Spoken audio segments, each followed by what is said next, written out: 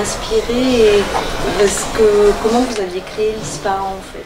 J'ai découvert le goût de la rose à travers une manifestation de cuisine bulgare. En Bulgarie, on utilise dans la cuisine et dans la pâtisserie pas mal de roses. Et du coup, ça m'a donné envie d'utiliser la rose. Je trouvais que c'était agréable. Et donc j'ai fait un premier gâteau en 87 je crois, qui s'appelait Paradis, qui était une bavaroise à la rose avec des framboises et un biscuit imbibé à la rose. En 97, j'ai eu envie de travailler sur cette association de saveurs, mais avec un gâteau qui avait plus de contraste de texture. Bavaroise à la rose, biscuit imbibé à la rose, c'était très mou, très mousseux. Et donc j'ai utilisé le macaron, au lieu de la bavaroise, j'ai fait une crème au beurre à la rose. Et entre-temps, j'avais découvert que le litchi avait des parfums de rose, donc je trouvais qu'il complétait très bien l'association rose-framboise.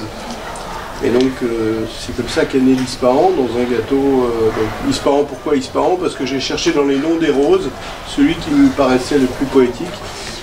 Oui, je voulais savoir comment vous parvenez à garantir des produits homogènes dans la mesure où vous avez une zone de production qui est très large, quoi, finalement.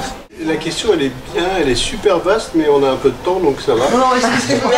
Non, mais c'est vrai, parce que c'est une question qui a plusieurs niveaux de réponse. Oui, je comprends. Il y a un premier niveau qui est au moment de la création des recettes. Ça veut dire qu'au moment de la création des recettes, je pars d'une idée, je la mets en forme sur un papier, je fais un dessin. À la dégustation, il faut que quelqu'un décide. C'est pas comment on appelle ça, la création, c'est pas un processus démocratique. Donc à un moment donné, je décide. Et une fois que la recette elle est validée, ça donne lieu à une écriture détaillée du process de la recette. Dans un petit gâteau, on dit il y a tant et tant de grammes. Je vais être sûr que celui qui va le faire à Tokyo, celui qui va le faire à Paris ou celui qui va le faire à Séoul, va le faire de la même façon.